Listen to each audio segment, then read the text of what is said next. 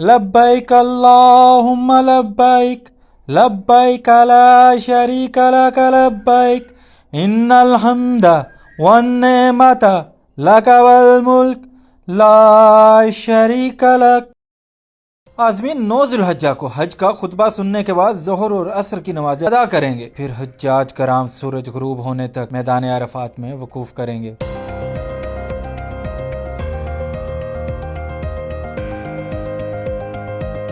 پاکستان شملہ معاہدے سے خود کو الگ کر چکا ہے اور اب کنٹرول لائن کو دوبارہ 1948 کی پوزیشن یعنی سیز فائر لائن تصور کیا جا رہا ہے۔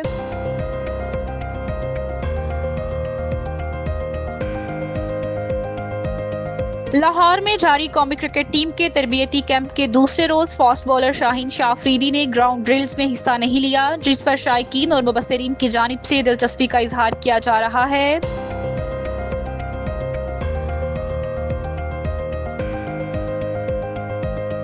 سعودی عرب نے حج 2025 کے دوران عازمین کی صحت و سلامتی کو یقینی بنانے کے لیے ایک اہم اور جدید اقدام کرتے ہوئے دنیا کی جدید ترین اسمارٹ موبائل اسٹروک ایمبولینس متعارف کروا دی ہے۔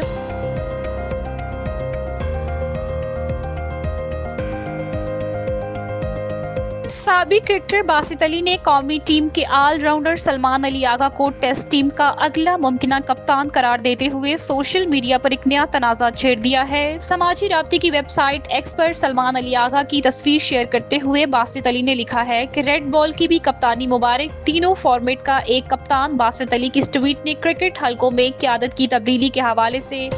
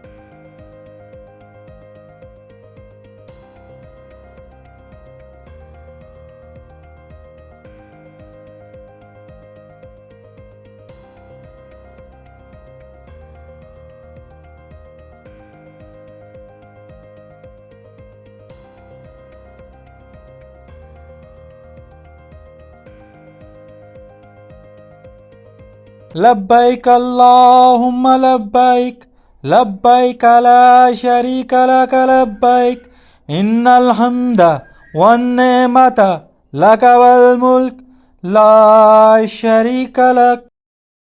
عازمین 9 ذی الحجہ کو حج کا خطبہ سننے کے بعد ظہر اور عصر کی نمازیں ادا کریں گے، پھر حجاج کرام سورج غروب ہونے تک میدان عرفات میں وقوف کریں گے۔ اذان مغرب کے بعد نماز پڑھے بغیر حجاج کرام میدان عرفات سے مزدلفہ روانہ ہوں گے۔ مزدلفہ میں حجاج کرام مغرب اور عشاء کی نمازیں ملا کر پڑھیں گے۔ مزدلفہ میں حجاج کرام شیطان کو مارنے کے لیے کنکریاں جمع کریں گے اور پھر حجاج مزدلفہ میں کھلے آسمان تلے رات گزاریں گے اور 10 ذی الحجہ کو وقوف مزدلفہ کے بعد رمی کے لیے روانہ ہوں گے۔ حجاج بڑے شیطان کو 7 عدد کنکریاں ماریں گے اور قربانی کریں گے۔ حجاج کرام حلق کرانے کے بعد احرام کھول دیں گے۔ 11 ذی الحجہ کو حجاج کرام چھوٹے، درمیانے اور بڑے شیطان کو 7 کنکریاں ماریں گے۔ رمی جمرات کے بعد حجاج کرام طواف زیارت کے لیے خانہ کعبہ روانہ ہوں گے۔ طواف زیارت کے بعد حجاج کرام صفا مروہ کی سعی کریں گے۔ 12 ذی الحجہ کو زوال آفتاب کے بعد تینوں شیطانوں کو کنکریاں ماری جائیں گی۔ 13 ذی الحجہ کو حجاج کرام رمی جمرات کے بعد مینا سے اپنی رہائش گاہ روانہ ہو جائیں گے۔ ترجمان وزارت مذہبی امور کے مطابق پاکستانی عازمین کو سعودی سرکاری کمپنی سے 442 بسیں ملی ہیں۔ پاکستان میں حج مشن نے نجی کمپنی سے 510 اضافی بسیں حاصل کی ہیں۔ مشاعر کے دوران 25,861 عازمین بسوں سے روانہ ہوں گے۔ 62,000 پاکستانی عازمین ٹرین کے ذریعے مشاعر کا سفر کریں گے۔ جمعرات سے حرم کے لیے سرنگوں کے ذریعے 4 کلومیٹر راستہ پیدل طے ہوگا۔ پاکستانی عازمین جمعرات سے حرم کے لیے سعودی شٹل سروس بھی استعمال کر سکیں گے۔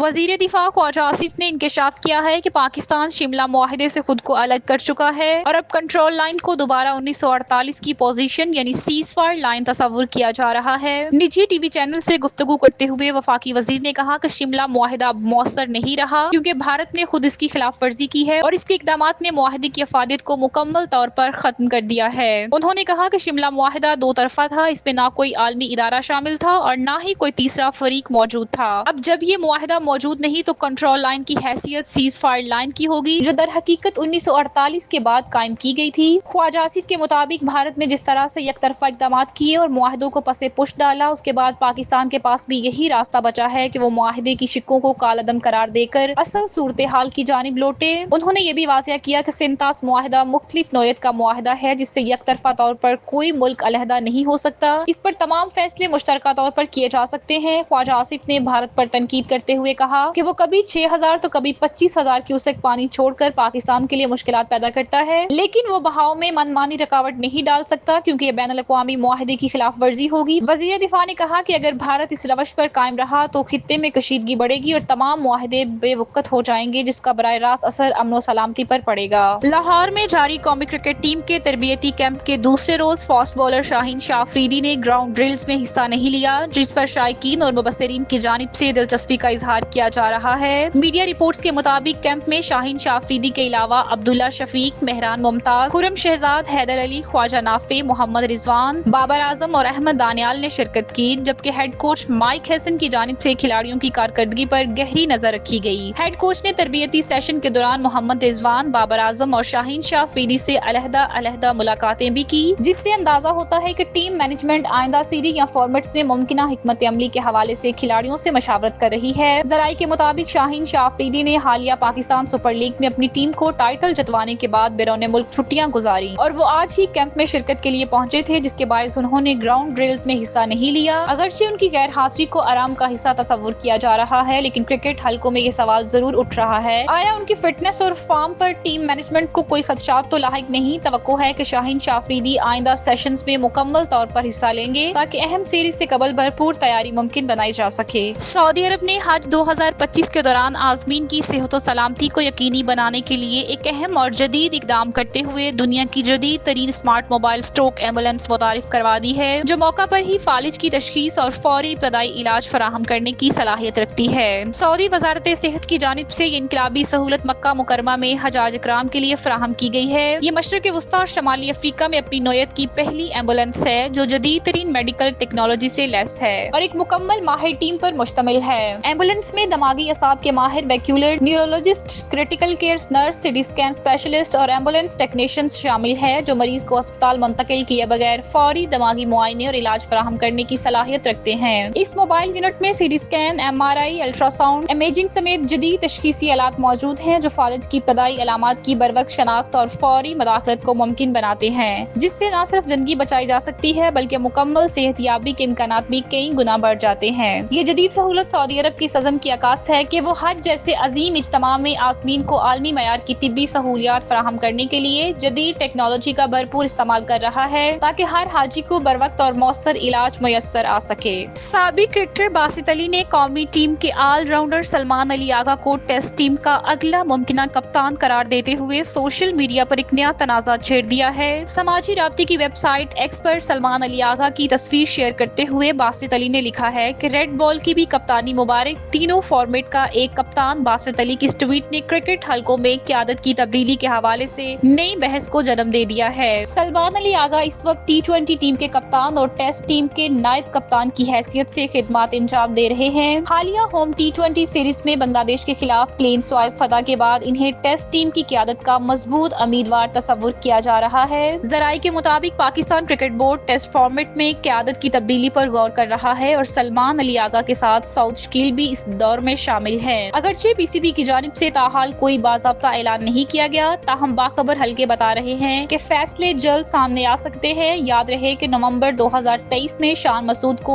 ٹیسٹ ٹیم کا کپتان بنایا گیا تھا، لیکن ان کی قیادت میں ٹیم نے 12 میچز میں سے 9 میں شکست ہوئی۔ ICC ورلڈ ٹیسٹ چیمپئن شپ میں پاکستان کی کارکردگی بھی مایوس کن رہی اور قومی ٹیم پوائنٹس ٹیبل پر آخری یعنی 9ویں نمبر پر موجود ہے۔ آسٹریلیا، بنگلہ دیش اور جنوبی افریقہ کے خلاف سیریز میں وائٹ واش کے بعد کپتانی میں تبدیلی کی بازگشت تیز ہو گئی ہے اور سلمان علی آغا کو مستقبل کا ممکنہ قائد تصور کیا جا رہا ہے۔